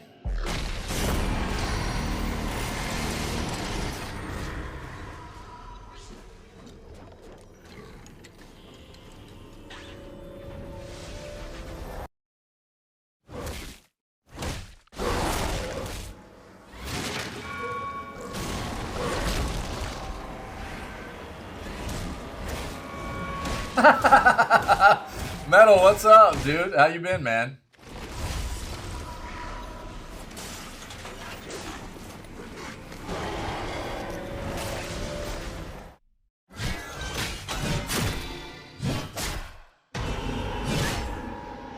Oh, that's the Nautilus skin, huh? That's pretty cool, dude. I like that.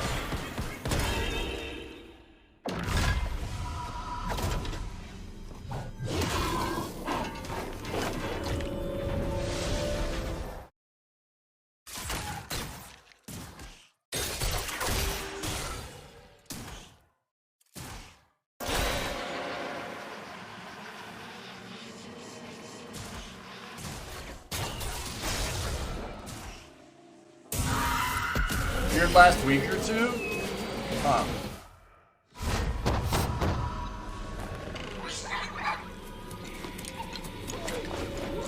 So yeah, I haven't seen you around too much here lately. We've been good, dude. We've been good. Apparently, I look like crap today, but you know, So I apologize to everybody for looking like crap. But we finished up The Witcher yesterday. We're just doing news today, and then I'm gonna spend the rest of the day working on content because I'd been on vacation for a good amount here recently. I need to get caught up on some stuff. But we finished The Witcher yesterday. All DLCs, base game, everything is completed. It was really good, man. So we got all the Witcher stuff finished yesterday, and we're going to be playing Cult of the Lamb starting tomorrow. So we're just working our way through some new stuff today, and then I'm going to watch a little bit of some Carbo stuff that the community's been wanting me to watch, and then going to just kind of take the rest of the day to let the stream be down and not do any gaming stuff and just work on content stuff for the channel and the community and stuff like that, man. But I've been good. Thanks for asking, buddy. Sorry you've had some weird times here lately. That sucks. From slashers to werewolves, the general undeadness, the new skins certainly fit the criteria Riot usually employs whenever creating its themed skins that were released around Halloween. Based on what's been shown so far, these skins have inspired some Tim Burton comparisons, with Renata's and Urgot's in particular looking reminiscent of looks from movies like Beetlejuice and The Nightmare Before Christmas. For those who want to see the full artwork for these skins, you can check out those splash arts below after they were shared by another of the League of Legends accounts. Oh yeah, that's good stuff, dude. I love the Halloween. The Halloween is my jam, man. Very good. I like. Last year, Riot released a couple of bewitching skins for Poppy, Syndra, Fiora, Nami, and Yumi. Riot has made a habit in the past couple of months of revealing one wave of skins in a particular theme, only to reveal another wave soon afterwards. Given that 6 skins were already revealed this week, that sounds like it'll wrap up this year's Halloween-type skins, but we won't know for sure until the next month or so comes and goes. Look for these new Fright Night skins to release on the live servers in a future update after they've spent some time on the PBE for testing. Okay. Haven't announced any events related to the skins yet, but they probably will. Netflix to get 3 exclusive Ubisoft games, including Assassin's Creed. We kind of saw a little bit about this yesterday. We'll take a quick glance. Mighty Quest, Assassin's Creed, and Valiant Hearts. The games will live on the Netflix mobile app and feature original content designed by Ubisoft, all building on existing franchises. Other than an Assassin's Creed title, Ubisoft is working on a Valiant Hearts game slated for January of 2023. The game will be a sequel to 2014's Valiant Hearts: The Great War, with a new story made by the same team. Also creating a follow-up to the action role-playing hack-and-slash game, The Mighty Quest for Epic Loot, called The Mighty Quest. The new title is, they should have called it The Mighty Quest for More Epic Loot. The new title is inspired by the roguelike genre. It's coming next year. The games will not include ads or in-app purchases, though Netflix plans to keep the titles locked to subscribers only. Yeah. Ubisoft has declined to share how it will earn revenue in the partnership. The Assassin's Creed title is meant to cross-promote the live-action TV series first announced in 2020.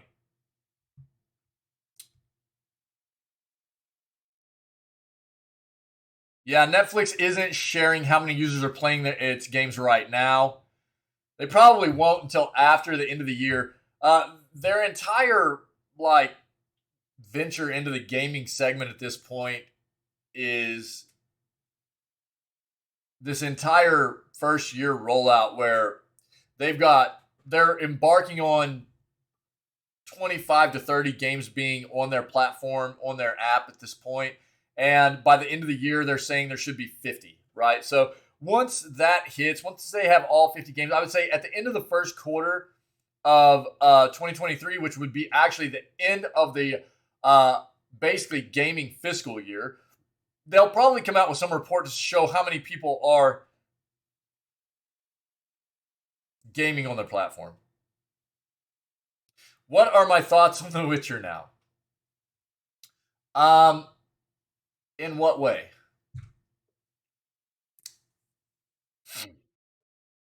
You mean just in regards to the story or like the gameplay? Like, what was my experience as a whole? Like, I mean, are you looking for anything in particular, buddy? Uh, yeah, we talked about that.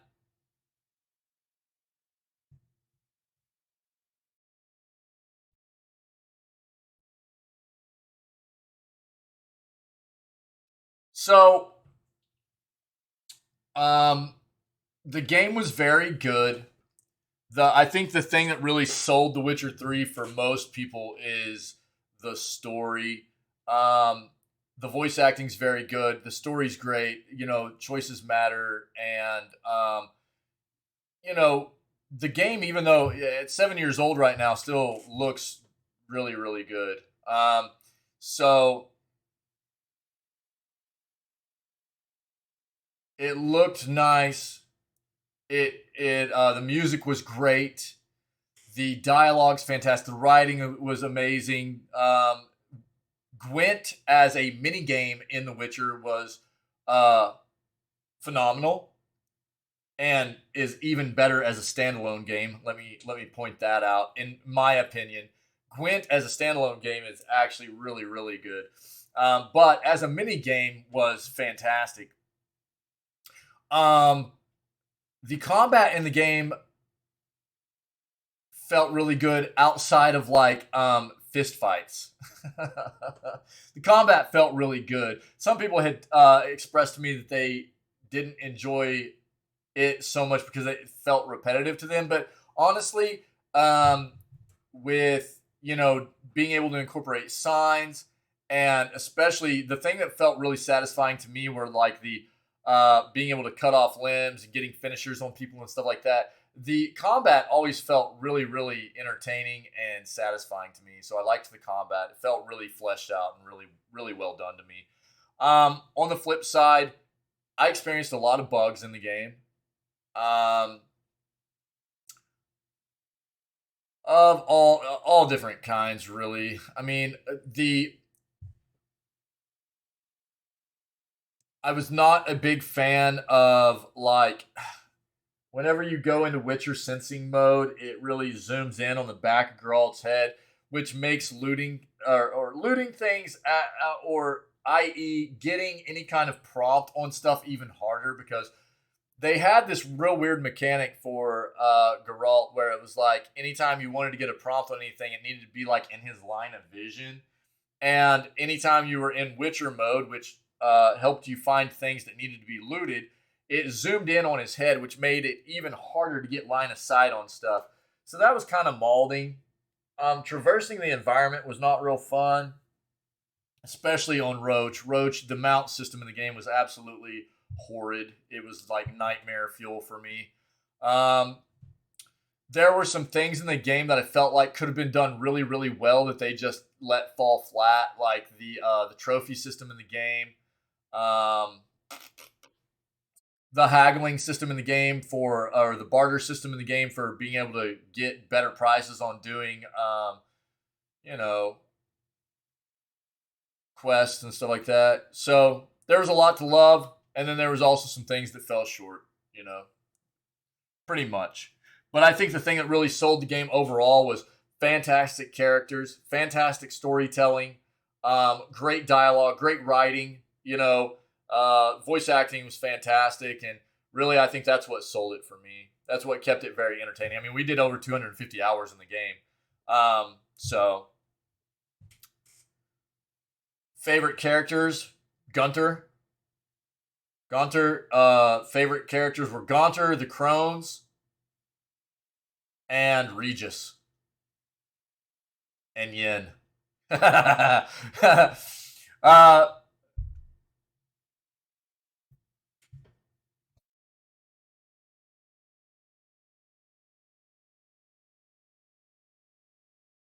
this is all just kind of fluff material here for the rest of this. Just know that these are all games coming to the platform for Netflix's games, and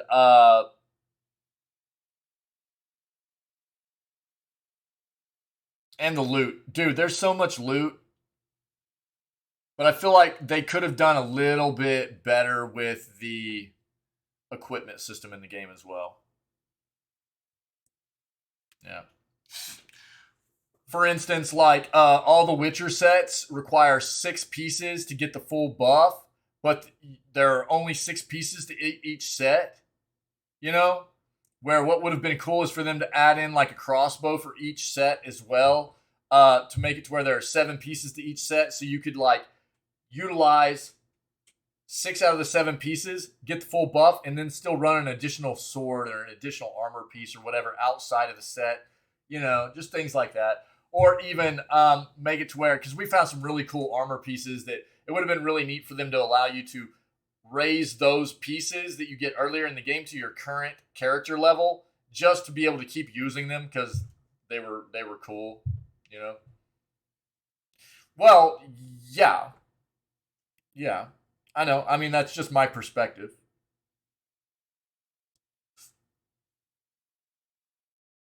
Well, you would still be wearing the, enough of it.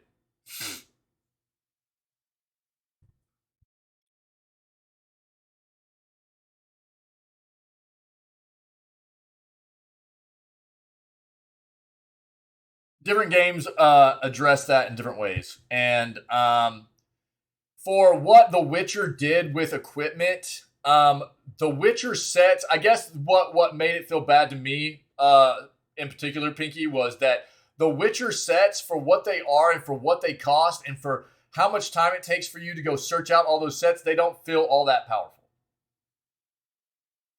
They just don't. So I guess that's what made me feel that way.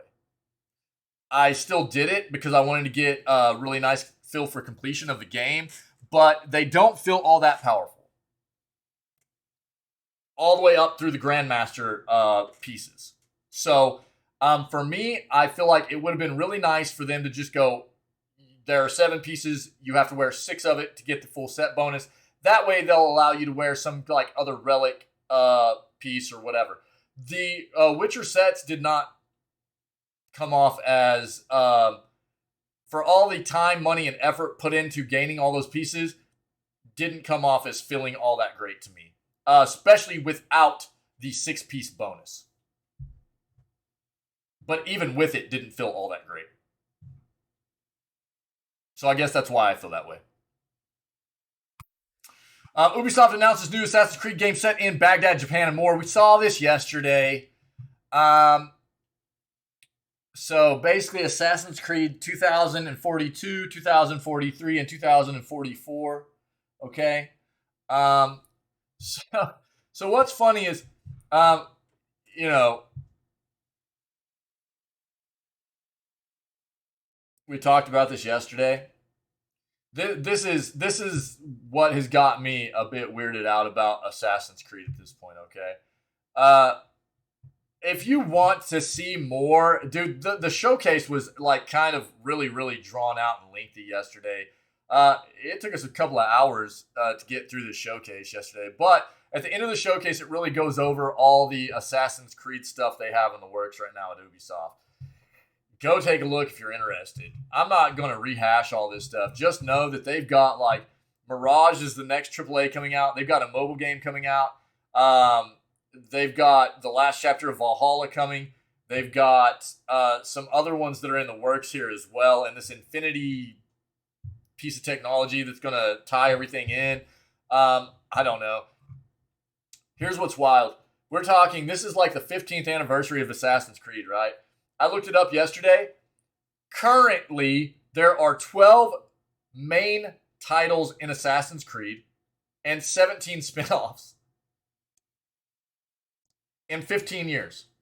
12 main titles, 17 spin-offs, and now we've got 1, 2, 3 more main titles in development and another mobile title, another spin-off.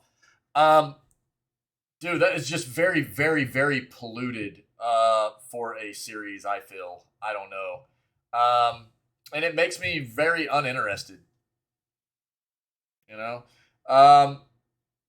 Hey, I appreciate it, Metal. I think a lot of people feel like I'm too long-winded on it, but I feel like it's important to be fairly detailed. Yeah.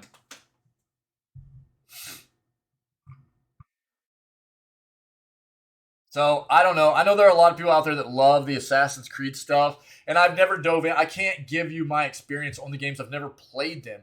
But what I can say is the reason that I've lost interest in even wanting to play them is because of how polluted this series seems. It's like candy, man. They just pump these things out like candy. It's insane. I don't know. It really makes me uninterested in wanting to play any of them. But if you love the series, fret not.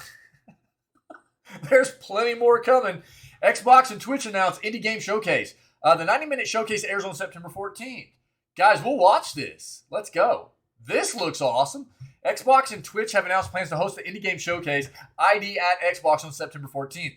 The 90-minute showcase will be hosted on the Twitch and Xbox official channels on Twitch and start at 6 p.m. BST, 10 a.m. Pacific, 1 p.m. Eastern, so noon. Noon for us on the 14th. What are we talking, like Wednesday? Yeah, Wednesday. That's mathings. So Wednesday at 1 p.m., we will watch this. I'll bookmark this. And then 15th and 16th, we got Capcom showcases. So we'll watch those as well. It will be preceded with a show from Black Girl Gamers lasting 30 minutes. Will show off gameplay from Versus Evil's multiplayer madness game Evil. The pre-show itself can be watched on Black Girl Gamers Twitch channel as well as the Xbox and Twitch channels. The main showcase will feature updates for Metal Hellsinger. Has anybody dove into this yet? Metal Hellsinger at all? Other than just the demo? You Suck at Parking and more, according to a blog on the Xbox website. There will also be new game announcements and trailers as well as a look at what's arriving on Game Pass. Hellsinger released, didn't it? It was announced this week that Metal Hellsinger will be a day one. Oh, it hasn't yet. It will be a day one Xbox Game Pass title. My bad. Yeah, sorry. And I don't know why I was thinking it had already released. When does that come out? I figured if it had come out, somebody would have been playing it. Pinky. Metal. But, yeah, I wasn't sure. The developers for Ghostbusters Spirits Unleashed a week before your B-Day. Dude, we had a lot of birthdays here recently. Taking part in an interview as well as showing off more gameplay as well as a couple of other fun titles during the show. Twitch streamers can also co-stream ID at Xbox, meaning they have the option to connect their communities with the broadcast. Streamers can have their own face cam and commentary on top of the stream to engage with their chat members throughout the event while still showing all the information in real time. Microsoft has also announced this week that an update for Xbox Series XS introduces a party chat noise suppression feature. We read about that, which is really cool.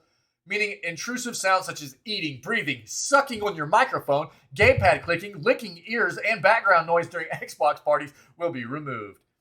In other gaming news, the developer behind Stalker 2 Heart of Chernobyl has denied that the game will be delayed further after Xbox started to refund pre-orders. Oh, okay. Yeah, the developer behind Stalker 2 is Ukrainian, right? That's a Ukrainian developer. And they obviously, because of the war, caught significant delays and everything. So they're denying the game will be delayed further, which is good. And I hope they're all well. They should delay its release. You're talking about Metal Hellsinger? Is that what you meant? All right, we'll keep this up because we're gonna watch this showcase on the 14th. Okay.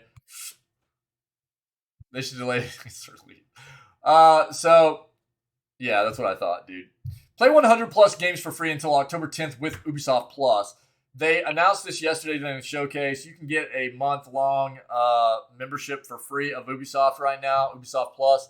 They've kicked off a pretty cool promotion. Lets PC gamers check out dozens of the studio's most popular games for free for a limited time. Announced during yesterday's Ubisoft Forward showcase, which we watched, Ubisoft Plus is free to use until October 10th. That means that for the next month, fans can play games from franchises such as Far Cry, Assassin's Creed, Far Cry, and Assassin's Creed, more Far Cry, more Assassin's Creed, and Ghost Recon without spending a dime. PC gamers can download Ubisoft Connect and dedicated game launcher to start playing. You have to sign up for an Ubisoft Plus account and enter a payment method. If you don't cancel your free trial by October 10th, your subscription will be auto-renew and you'll be charged. The free trial for multi-access tier, which costs $18 per month. PC access tier is $15 per month. During the free trial, you'll also have access to Ubisoft games via cloud streaming on Google Stadia and Amazon Luna. Okay. Along with brand new releases, Ubisoft Plus features more than 100 games from studio's back catalog, including every Far Cry and Assassin's Creed title, as well as games from the series that haven't been active recently, including Splinter Cell and Rayman. Rayman! Tinwin? I'm going to put this in chat. Look, the big thing to keep in mind here is it's a free month, right? But don't forget that you'll have to basically register with a credit card or whatever, some kind of payment account. And what you need to do is as soon as you get your free month set up and you register with a payment account, you need to cancel. If you don't want to continue your membership, you need to cancel as soon as possible, right? That way you don't continue to get charged for it. So keep that in mind. But it's right there in chat. All right, this is the last article I have for this morning. If you guys have anything else to add that I haven't addressed or gone over, then let me know, and I'll address it before we end the news segment and we move on to watching a few of these Carbo cartoon YouTube videos, okay? 10 2000 era CD-ROM games that need a modern PC remake.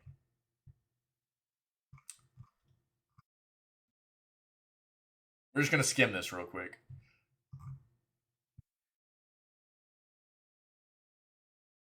Wait, what? This reminded me I should update my Discord Steam avatar? Oh, no. What was it getting updated to?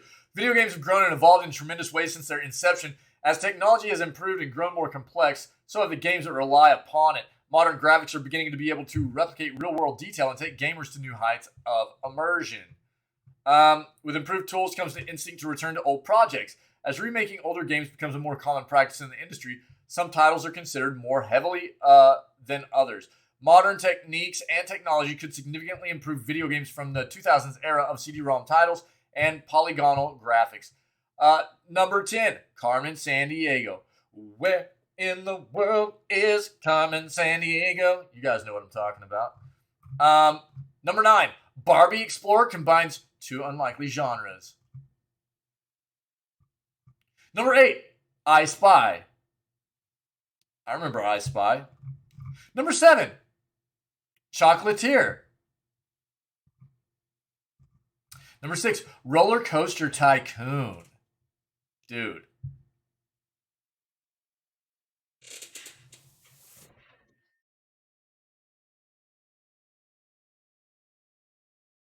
Wait, what?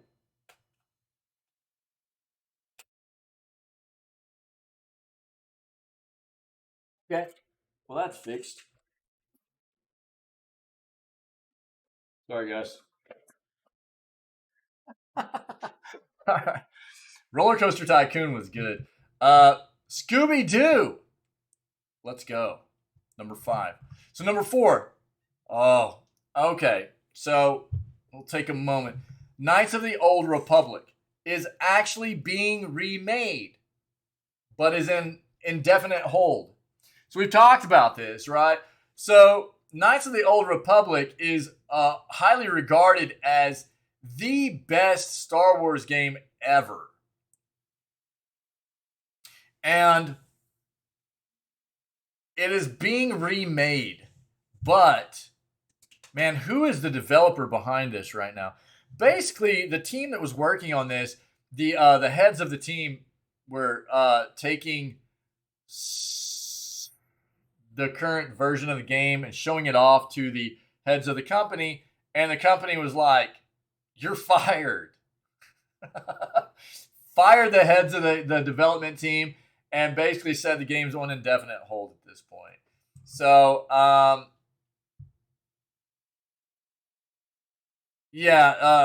remake was announced to be in the works. Several complications arose and delayed the project indefinitely. So that's where we're at with that right now. Beyond Good and Evil Yeah. Number 3. Number 2, Deus Ex. Now, Deus Ex, because of Embracer Group buying Embracer Group now has the rights to the Deus Ex IP. We will probably see Deus Ex coming back. I would bet. And number 1, The Longest Journey. I don't remember The Longest Journey. But that's cool. If you guys want to read more about those titles, put them right here. Cool. That'll be it for the news today. So basically, there's not going to be any remake all. You're absolutely right. You mean Animal Crossing, right?